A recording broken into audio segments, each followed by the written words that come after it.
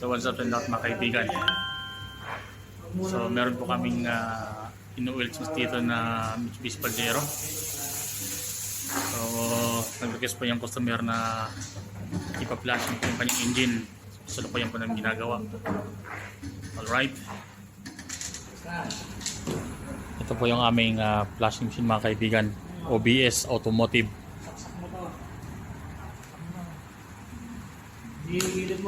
So kasalukuyan pong dinidemo ng tropa, yung ating isang tropa din. Ayan ha, switch. Tapos, bigyan mo lang. Nakalagyan yung mga kanya, yung mga hose. Nakakonect na no. Yung pula ay saan napunta to? Sa oil filter. Sa oil filter na, yung pula. Okay. Yung isa, yung itim naman ay nasa drain plug. Yan yung vacuum niya. Okay, yung pula ay siya yung magkakarga ng Clean oil. clean oil. Tama yan. Alright. Ayan na ha. So, siniset na po yung Bago ka magpunta dito sa machine. Tapos, hit bypass. Ngayon, okay na yung hose. Double check mo yung hose. okay, double check lahat. Check mo muna Yung filter. Kargahan na. Ito yung filter na puti. So, iba-vlog natin para pindutan mo ngayon. ikaw na pumindot. Ito ikaw yung operator. Isa lang ha. Yan yung bagong operator natin. Plus lang? Plus lang.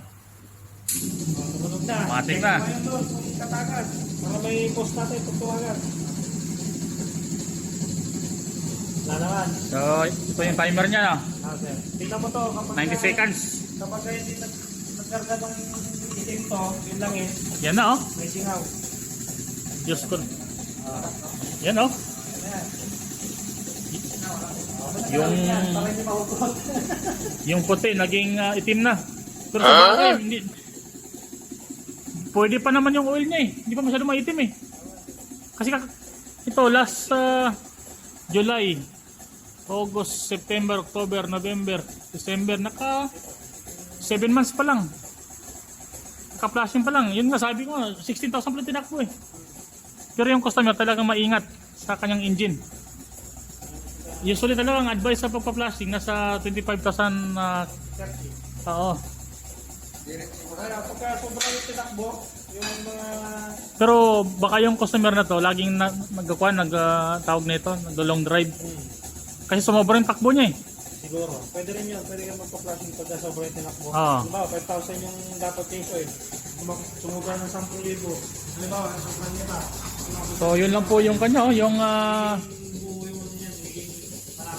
yung vacuum niya nasa 90 seconds lang no. Pabilisan din pala. Sige tayo na. Huwag mong galawin yung mga... Kasi lalo yung kuryente. Kasi once na nakalaw yung kuryente, Iinto yan. hinto yan. Ayun, another counter na naman. 200. Yan no. Puno ka na dyan lang kayo. Babayaran mo na yan. So ito po yung kagandahan ng flashing machine. So lilinisin po yung buong engine yan mga kaibigan. Pansinin niyo mga kapatid, yung pula ay yan po yung naglilinis sa engine. May dala po siyang pressure. Yung itim na mga kaibigan, sa bandang kanan yan po ay nakabit sa kanyang drain plug. Dito oh, yan. Medyo madilim lang mga kapatid. Yung pula nakakapit doon sa kanyang oil filter area. So ayan na po mga kaibigan.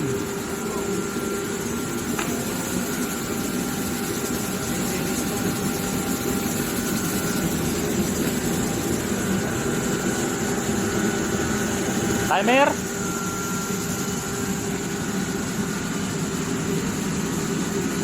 Low cut awaited, yun o. Recovery cycle in progress. So, nagre-recover na siya. Ililinis na. Ito na ang linis na niya.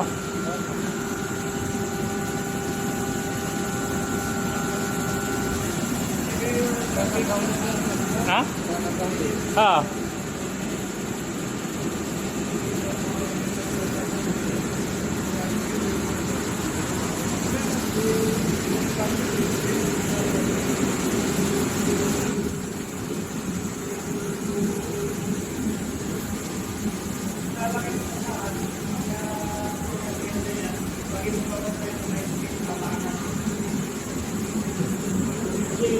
sa yung machine pagka-singaw. Pag-iwagan siya, iito yun. Saka hindi gagamit mabuti yung cycle kapag kami higit. Two cycle pa naman siya. Pag hindi nag-accurate yung cycle, kakagirap na magkakaroon na nakita ng Yan po yung ating team leader. So, ginaguide niyo po yung bagong technician natin.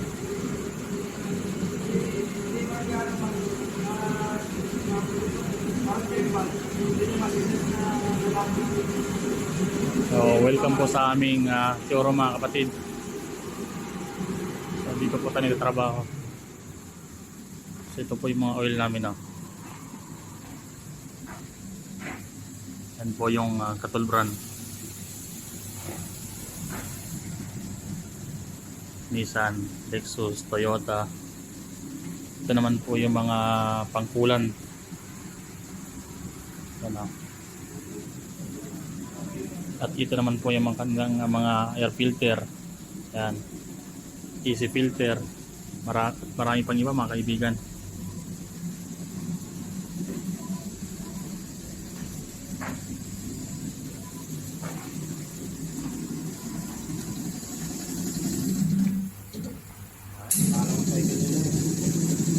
Yeah, flash cycle and progress.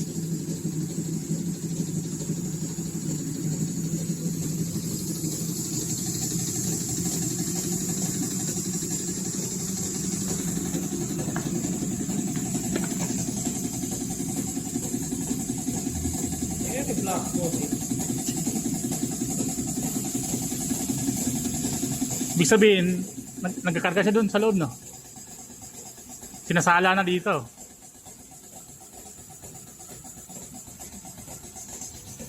Galing, oh. Automatic. Technology, my friend.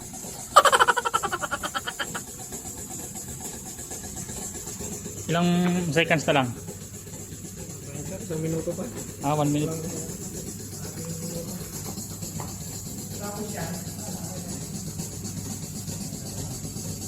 Pagka namatay yung machine, okay na, bibigay ng alarm yan. Hihinto. Ngayon, pagka labong pagpaklas, yan yung supply, para kapag na may lumapit, wala siya mapindot na pagka napindot din ulit, magana na naman siya, kapag nagpapaklas siya. Ito yung oil niya, no? 20W50. Ito po yung aming lalagyan na oil mga kaibigan. Katol Terra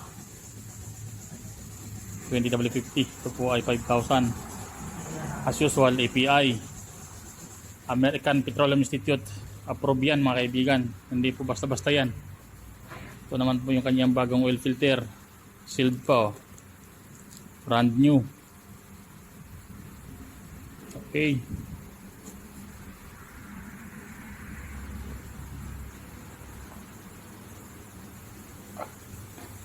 Ano na? 11 seconds, nag-relax. Soak cycle na. Yun. Soak cycle in progress. Recovery cycle ulit. So gumagana po yung kanyang air, suction, flow, pressure. Building Kaibigan. Yun oh.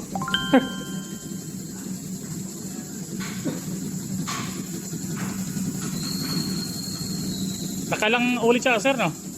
Nakailang ulit siya na naglilinis sa loob, no? Dalawa, no?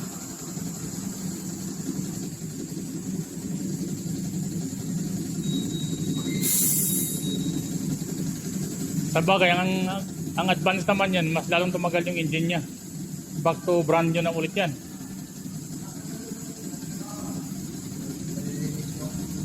Yung mga slugs niya, yung mga dumi-dumi sa loob, lalong naipon sa mga oil pan na.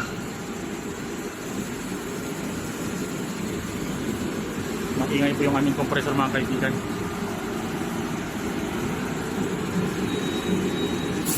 So ito po ay Mitsubishi Pajero kulay itim.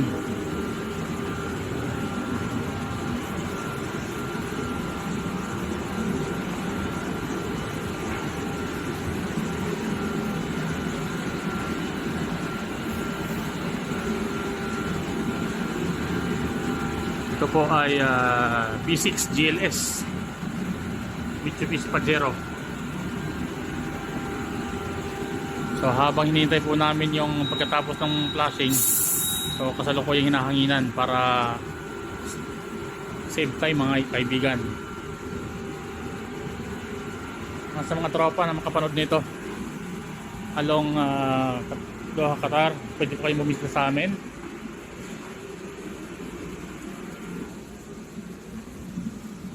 Nandito lang po tayo sa may kahabaan ng Old Airport area. Sa kahilera po ng Ansar Gallery. Ito po yung aming shore mga kaibigan. Ayan, sa Qatar po tayo. Ayan, nag-alarm na po yung machine. Nag-alarm na?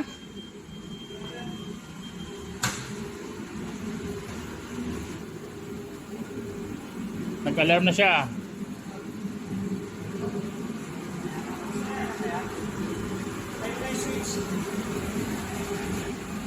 Wala na.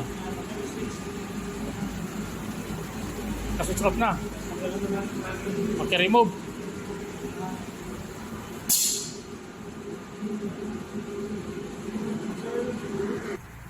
Tuloy ko muna yung anak. Langis. Kasi laro pa ako sa loob. Naka-good gear pa siya mga kaibigan, no? Patak good gear. Yan po yung kanyang pattern Ipsing Crypto SUV. Ito ay made in Slovenia. You know? Adapter na niya. Ito ang kagandahan pag naka-good gear ka, matibay. Okay, kasi pa. Tama hindi na yung access.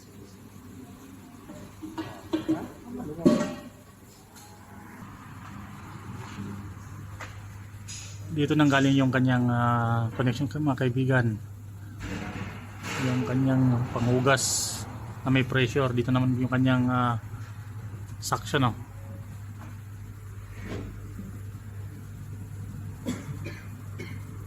Tuloy-tuloy na yung no? Yung tagas ng konti. May mga naiiwan pa pan. Oo.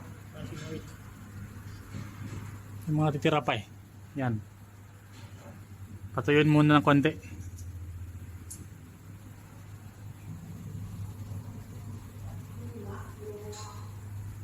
Maganda na siya, oh.